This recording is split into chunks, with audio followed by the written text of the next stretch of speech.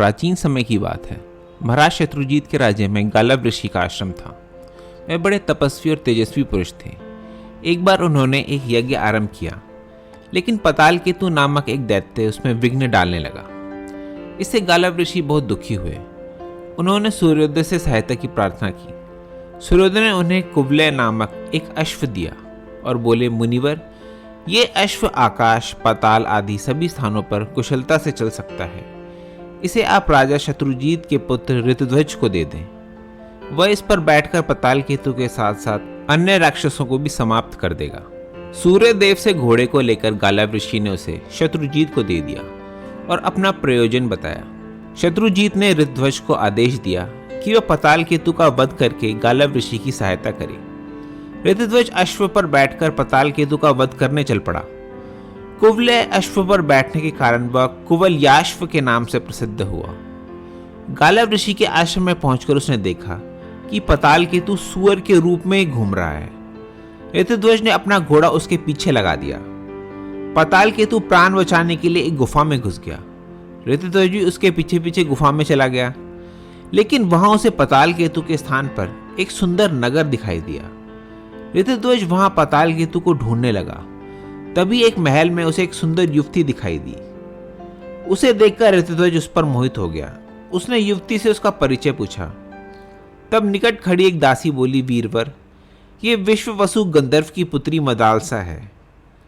पताल केतु इससे विवाह करना चाहता है, इसलिए उसे वो यहाँ पर उठाकर ले आया है। लेकिन ये चाहती है कि इसका विवाह परम पराक्रमी राजकुमार ऋतध्वज से हो। ऋतध्वज ने अपना परिचय देकर मदालसा से गंधर्व विवाह कर लिया। तभी वहां पताल केतु आ गया और उसने ऋतध्वज पर आक्रमण कर दिया। दोनों में भयंकर युद्ध हुआ और अंत में ऋतध्वज ने पताल केतु को मार गिराया और मदालसा के साथ अपने नगर में लौट गया। एक दिन शत्रुजीत ने ऋतध्वज को आदेश दिया कि जहां जहां राक्षस हैं उन्हें समाप्त कर ऋषि मुनियों की रक्षा करे। अब ऋतध्वज ढूंढ ढूंढ कर राक्षसों को मारने लगा। चारों ओर उसकी जय जयकार होने लगी। दैत्य पताल केतु का ताल केतु नामक एक छोटा भाई भी था। वह बड़ा मायावी था। वह ऋतध्वज को समाप्त करने की योजना बना रहा था। एक दिन ब्राह्मण का रूप धारण कर उसने छल पूर्वक ऋतध्वज की मणि प्राप्त कर ली और सीधा राजमहल पहुंचकर शत्रुजीत को मणि सौंपते हुए बोला कि राजकुमार, ऋतध्वज एक दैत्य के हाथों मारा गया है।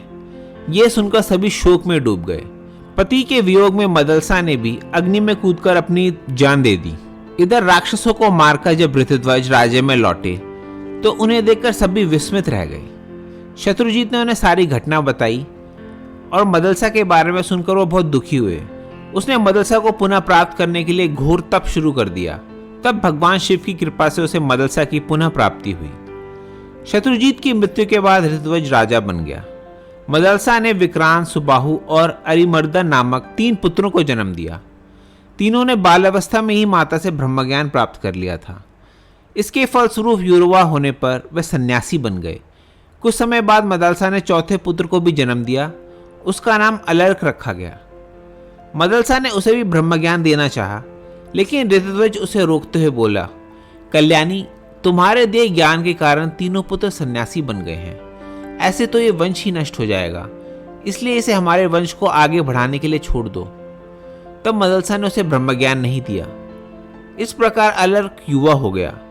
जब ऋतध्वज वृद्ध हुआ तो अलर्क का राज्याभिषेक करके मदलसा के साथ वन में चला गया।